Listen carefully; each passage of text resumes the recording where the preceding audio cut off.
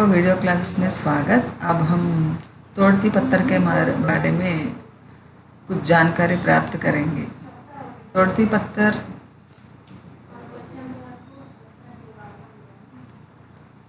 श्रम सौंदर्य के बारे में लिखा हुआ एक छोटी सी कविता है। इसके कवि निराला जी हैं।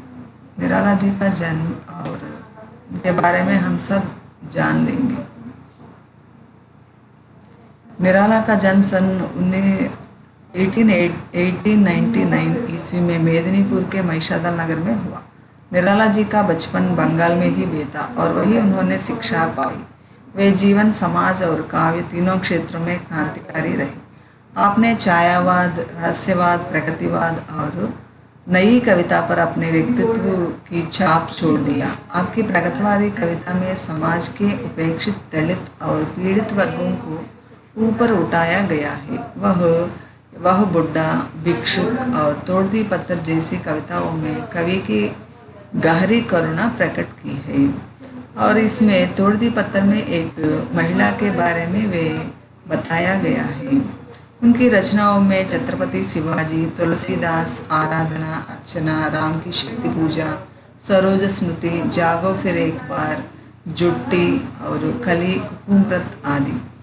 आपकी भाषा में ओज, प्रवाह, कसक और गरिमा है। आपकी रचनाओं के आधार पर पौरुष प्रधान कवि कहा गया है, किंतु आपका व्यक्तित्व पौरुष, ओज, कठोरता और कोमलता का अद्भुत सम्मेलन हमें देखने को मिलता है।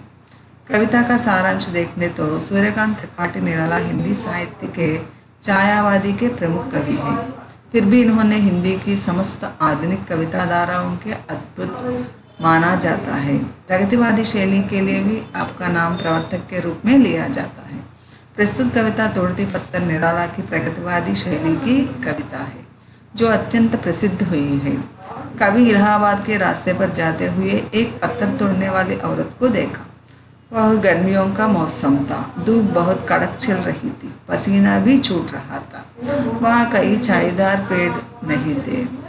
वह मजदूरी के लिए एक छायाहीन पेड़ मात्र है, जिसके तले वह बैठकर वह थोड़ी आराम कर सकती है। फिर भी वह ऐसा नहीं किया।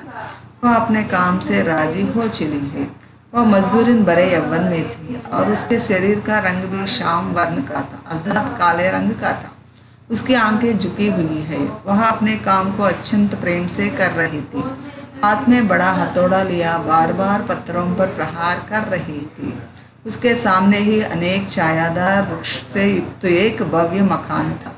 पर खेद की बात है कि वह उसके भवन में या उस प्रांगण में उसके लिए प्रवेश नहीं था।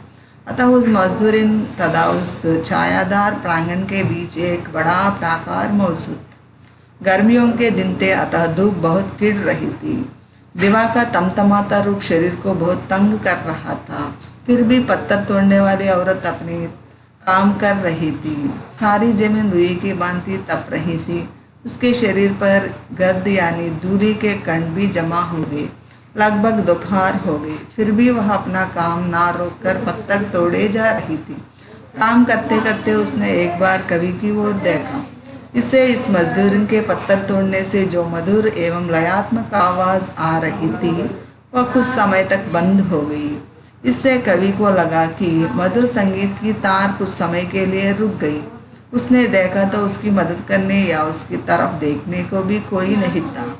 अतः उसने कवि की ओर ऐसा देखा जैसे कि मार खाकर भी रोया नहीं।